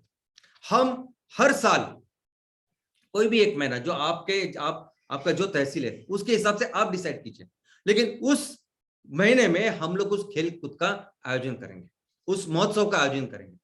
जैसे राष्ट्रीय खेल महोत्सव होता है, अपने राज्य का खेल महोत्सव होता है, वो छोड़िए अपने इस तहसील में, गांव में कोई स्कूल है, कोई कॉलेज है, उसमें कैसे हर साल वो खेल कूद होती है, वो महोत्सव होता है, वैसे ही सेम हम अपने तहसील में करेंगे। और इसमें कोई अंतरराष्ट्रीय, राष्ट्रीय लेवल पे जो खेल खेलने हैं वो रखने हैं, ऐसा कुछ नहीं। हम लोग अपने लोग जो खेलते हैं ना, अपने लोग जो समझते हैं, उनको जिसमें ज्यादा रुचि है, उनको ज्यादा जो खुशी है ना, वो करेंगे हम लोग। कोई जरूरत नहीं हमें वो ओलंपिक, देखो जब आप ये करोगे ना तो ओलंपिक मेडल लाने वाले लोग भी मिले, वो हो जाएंगे तैयार, उसकी कोई चिंता नहीं। हर तहसील में हमें एक राज्य स्तरीय ऐसा क्रीड़ा संकुल तैयार करना है, वो तो है ही, वो तो होगा ही। जब हम लोग प्लेटफॉर्म तैयार करेंगे तो ऐसे आएंगे। लेकिन सबसे इंपॉर्टेंट जो लक्ष्य है हमारा, सबसे इंपॉर्टेंट ऑब्जेक्टिव क्या है, लोगों को इकट्ठा लाना, एकजुट करना, वो बहुत इंपॉर्टेंट काम करेगा खेलकूद। और नहीं कोई जरूरत कुछ हाईफाई खेलों की वगैरह, कोई भी ऐसे सिंपल खेल जो हमारे लोग खेलेंगे, वो बच्चे खेलेंगे, वो बूढ़े खेलेंगे, और हर उम्र के लिए, हर जेंडर के लिए, चाहे वो महिलाएं ज्यादा उम्र की महिलाएं हो, ज्यादा उम्र के हमारे लोग हो, बच्चे हो, हर तरह के खेलकूद का आयोजन हम लोग करेंगे। और ये बहुत इंपॉर्टेंट है हमारे आगे के भविष्य के लिए। दोस्तों, अगर हमें सुजलाम सुफलाम राज्य बनाना है, हर तहसील को एक मैक्सिमम पोटेंशियल पे डेवलप करना है, तो सबसे इंपॉर्टेंट है खेलकूद। तो एमसीएल आने वाले दिनों में हर तहसील में इस खेलकूद के महोत्सव एक अभिन्न अंग करके डेवलप करेगी। धन्यवाद, thank you.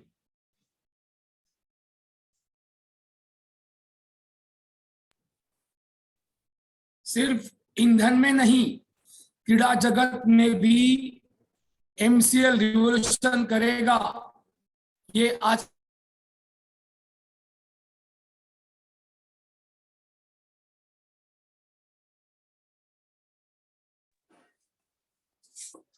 Thank you very much, Dr. Lavesh sir, and thank you very much, Prachi madam. फिर एक बार आपने बता दिया है कि किस प्रकार से अगर किसी देश को उन्नति अगर करनी होगी तो लीडरशिप कितनी जरूरी है। Thank you very much for sharing this insightful thing with us.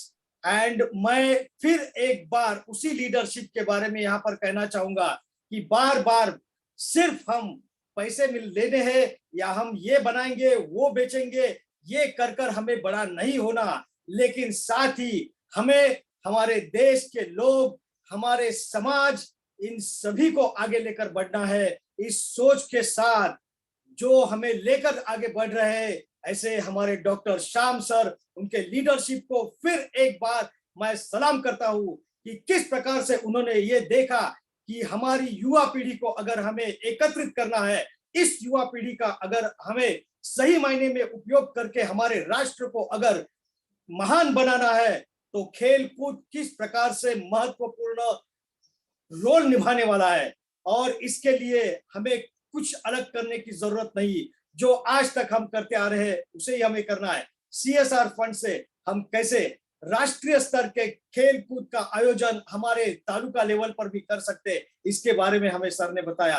किस प्रकार से खेल कूद करके हम हमारे युवाओं की जो ताकत है उसे बढ़ा सकते हैं, हम उनका फोकस, उनका कंसंट्रेशन, उनका पैशन हम ढूंढ सकते हैं, इसके बारे में हमने जाना। और इसीलिए हम दिल से सलाम करते हैं डॉक्टर श्याम सर को कि इस प्रकार से जो सारी चीजों के ऊपर हम देखकर भी अनदेखा कर देंगे, जिसकी बातों में हमें शायद वो आगे की सोच दिखती नहीं, वो सारी चीजें और भी सुलझाकर और सरल करके हमें श्याम सर बताते हैं। Thank you very much Shyam sir, hats off to you. दोस्तों, मैं आप लोगों से रिक्वेस्ट करता हूं कि कृपया चैट बॉक्स में दी गई लिंक के ऊपर जाकर आप आपका फीडबैक हमारे साथ शेयर कीजिए। आपका फीडबैक हमारे लिए बहुत बहुत बहुत महत्वपूर्ण है। So thank you very much once again. मैं आप सभी का, आप सभी prime BDA MPO, MBS, MBP partner, channel partner सभी का तहे दिल से शुक्रिया अदा करता हूं। और मैं शुक्रिया अदा करता हूं पूरी एमसीएल टीम का। और मैं आप लोगों से ये रिक्वेस्ट करता हूं कि आप लोग इसी तरह हर शुक्रवार हमारे साथ जुड़े रहे, ताकि आपको इसी तरह से अलग अलग चीजों के ऊपर ज्ञान मिलता रहेगा, जिसका उपयोग करके हम हमारे तालुका, हमारे हर ग्राम पंचायत को सुजलाम सुफलाम बनाया करेंगे। सो इसी के साथ मैं मंगेश शेलार, आपका होस्ट, आपको ये निवेदन करता हूं कि आप आपका, अपने परिवार का और पूरे एमसीएल परिवार की सेहत का ख्याल रखिए। और इसी के साथ आज का यह वेबिनार यही समाप्त हुआ, यह घोषणा करता हूं। धन्यवाद।